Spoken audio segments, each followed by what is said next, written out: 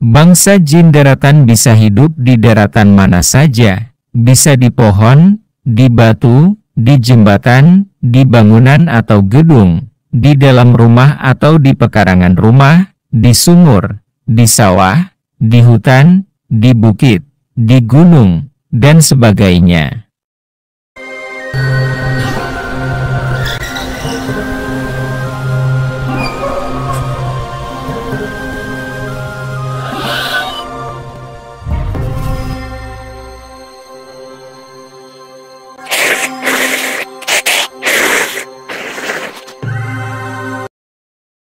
Bila tinggal di pohon, ada yang tinggal di bagian luar pohon, di dahan-dahan dan di antara daun-daun atau di bawah pohon, ada juga yang tinggal di dalam pohon, di dalam batang utama pohon.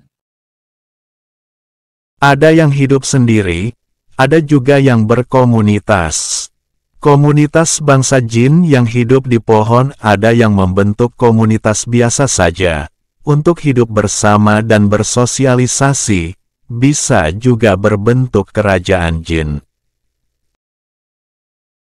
Ada banyak komunitas bangsa jin yang tinggal di bagian dalam batang pohon, mereka membentuk suatu bangunan gaib di dalam batang pohonnya.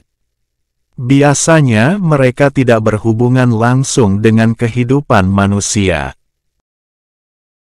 Tidak berinteraksi langsung dengan manusia karena mereka mempunyai kehidupan tersendiri. Keberadaan mereka bisa ditandai, karena biasanya pohon tempat tinggal mereka mempunyai lubang koakan di bagian bawahnya dan lubangnya itu menyentuh tanah. Itu adalah pintu masuk ke dalam kediaman mereka.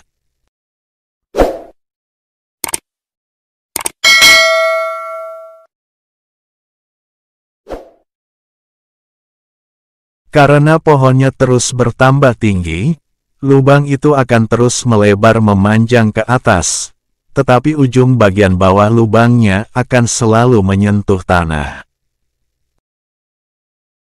Keberadaan energi mereka membantu energi kehidupan pohonnya, sehingga pohon itu akan tetap hidup walaupun sudah berusia tua. Komunitas bangsa jin yang tinggal di bagian dalam pohon, selama keberadaan mereka tidak secara nyata mengganggu kehidupan manusia, sebaiknya tidak perlu diusir.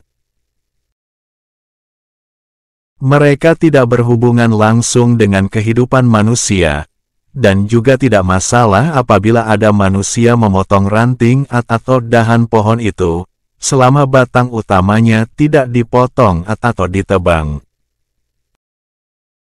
Mereka juga tidak akan menyerang manusia bila pohon itu roboh karena tertiup angin.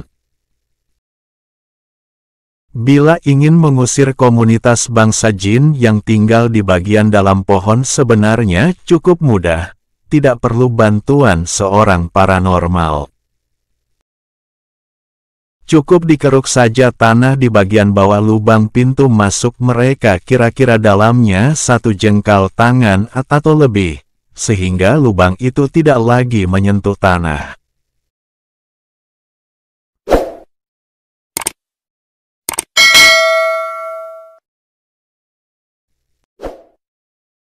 Biasanya mereka akan pindah mencari pohon lain, karena tidak lagi merasa nyaman. Dan mereka juga tidak akan menyerang kita, karena kita tidak mengusik langsung kehidupan dan pohon mereka.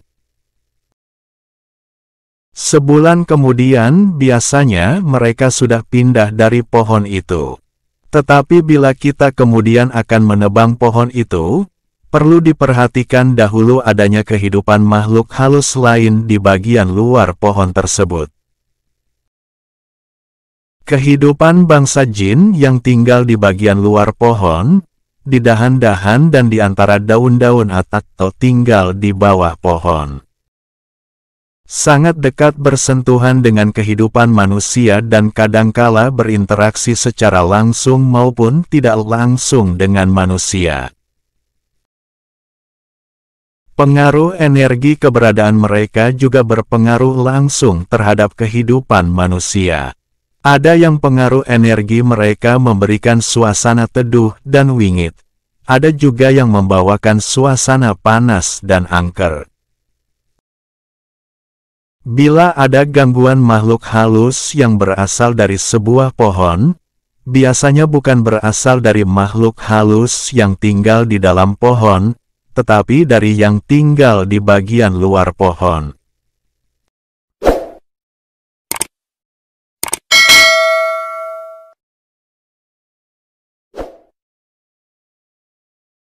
Karena kehidupan mereka sangat dekat atau berdampingan dengan kehidupan manusia, dan kadang juga berinteraksi secara langsung maupun tidak langsung dengan kehidupan manusia. Biasanya mereka akan marah dan menyerang manusia apabila memotong ranting atau dahan pohon tersebut, apalagi batang utamanya dipotong atau ditebang. Mereka juga bisa marah, jengkel dan menyerang siapa saja bila pohon itu roboh, padahal pohonnya roboh sendiri tertiup angin atau karena pohonnya sudah tua. Dan bila kita akan menebang pohon itu, mungkin diperlukan adanya bantuan seorang paranormal atau bantuan kekuatan benda-benda bertuah untuk mengusir mereka terlebih dahulu. Apabila kita mempunyai sebuah pusaka keris atau tombak yang sudah diketahui sakti dan ampuh untuk mengusir makhluk halus, bisa kita manfaatkan untuk mengusir para makhluk halus di pohon tersebut. Mungkin perlu ditanyakan dahulu kesanggupannya mengusir semua makhluk halus itu, diperbandingkan kekuatan hodam pusakanya dengan gaib-gaib yang ada di pohonnya. Siapa yang lebih kuat? Atau lebih baik mereka dipindahkan ke tempat lain yang jauh dari permukiman manusia, supaya tidak bubar begitu saja. Jangan sampai nantinya justru mengganggu manusia lainnya. Tetapi kemudian mungkin diperlukan bantuan orang yang bisa melihat gaib atau seorang paranormal untuk memastikan bahwa para makhluk halus di pohon itu benar sudah pergi semua dan tidak akan mengganggu lagi dan pohonnya aman untuk ditebang.